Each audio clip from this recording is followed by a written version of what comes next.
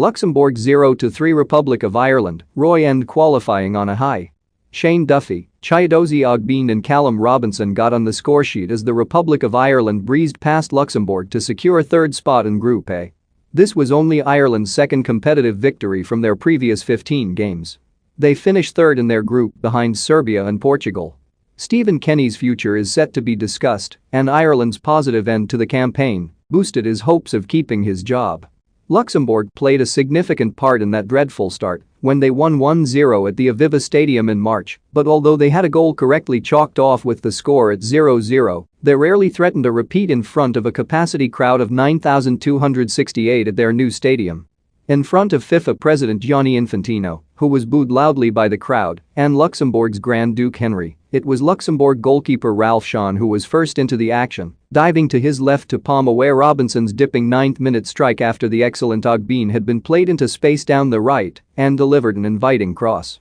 Adam Ida appealed unsuccessfully for a 14th-minute penalty after going down under defender Vahid Selamovic's challenge, and Ogbene went similarly unrewarded 3 minutes later after Maxim Chanat appeared to tug at his shirt after he had burst past him. The pace of Ogbene and Robinson and the width provided by James McLean were causing Luxembourg real problems, although the wrong-footed Gavin Bazunu had to react smartly to acrobatically turn away Olivier Thill's attempt from distance after it had clipped Josh Cullen on its way to goal. Gerson Rodriguez, who had scored 5 of his side's 8 goals for the campaign before kickoff, was keeping the Republic of Ireland rearward engaged with his clever movement and trickery, while Thill was busy in midfield but with little or no end product. But Shawn needed strong hands to divert Ogbene's rising drive over 5 minutes before the break and then claw away John Egan's header, with Ireland looking the more likely to force their way in front. Ida flicked a Jeff Hendrick cross wide with Robinson perhaps better placed behind him, and the Newcastle midfielder screwed a shot wide from Matt Doherty's through ball as Ireland resumed with real purpose.